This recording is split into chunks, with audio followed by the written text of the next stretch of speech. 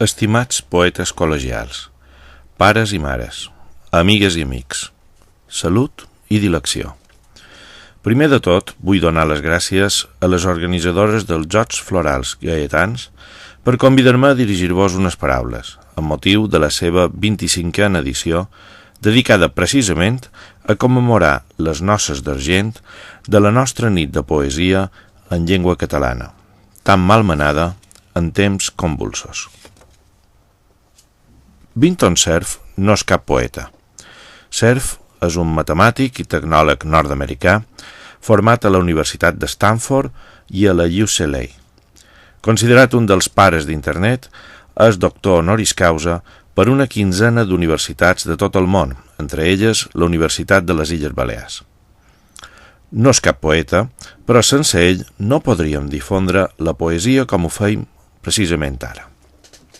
Fa just 25 anys, sí, 25 anys, Cerf dissenyà el primer servei comercial de correu electrònic, una eina d'internet que molts de nosaltres vàrem obrir ahir, hem consultat avui o utilitzarem demà per contar a qualcú que per ventura viu a l'altra punta del planeta com ens ho passarem de bé a nit recitant i escoltant poesia en català. Gràcies a internet, enguany hem viscut una nova experiència.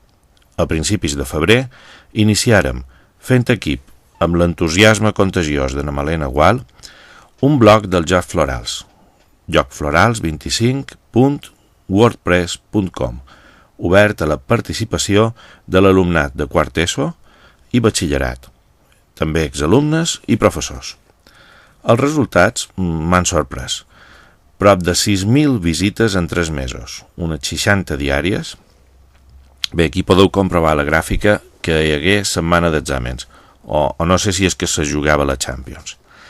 I també hem vist el que més ens il·lusiona, 48 escrits publicats i 107 comentaris dels nostres lectors. Seria difícil i laboriós dir ara què m'ha agradat més de cadascuna d'aquestes aportacions, però ho resumiré en una. La metàfora que establia Irene Pasqual, professora i exalumna, identificant els Jocs Florals de Sant Gaetà amb un gran patchwork, una flaçada feta a partir de diferents trossets de tela, cadascú de son pare i de sa mare, en els quals teixiu, amics secundaris, una història d'amor, d'amistat, de tendresa, de passió per la poesia. Una flaçada com la que han cosit els escriptors, les escriptores del nostre blog. Pens que ja ha arribat l'hora que qualcú, poetes col·legials, vos digui la veritat. Sovint, els adults, ens obstinam en valorar més la forma que el fons de les coses, i convendria que en això no ens agafàssiu precisament com a model. Sé que costa de creure, però és ben probable que aquesta corbata que heu triat amb tant d'esment, aquell vestit que tant vos ha costat de trobar, el perdreu de vista en algun instant.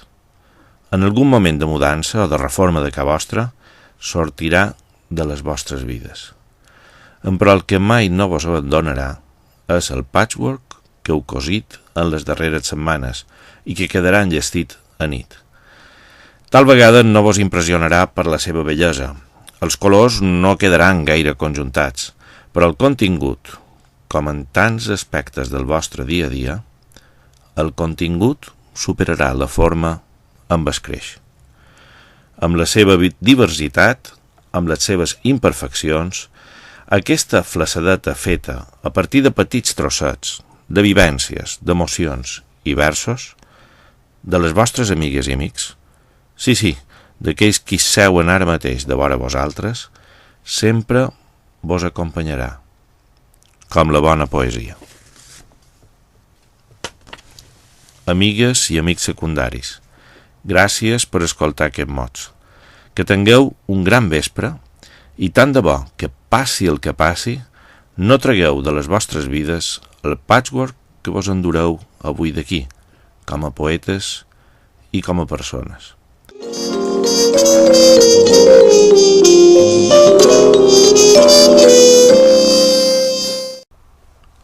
Fins al 2002, les paraules del mantenidor dels Jocs Florals varen ser les de Pere Estalric, professor de matemàtiques de l'escola durant molt d'anys, un amic en qui molts de radioients compartim el crepuscle, quan, com diria el poeta Miquel Bausà, just comença a encendre estels. Des d'aquí el nostre reconeixement i homenatge a Pere Estalric, guardonat recentment amb el Premi d'Òmnium Cultural com a director del millor programa de ràdio en llengua catalana.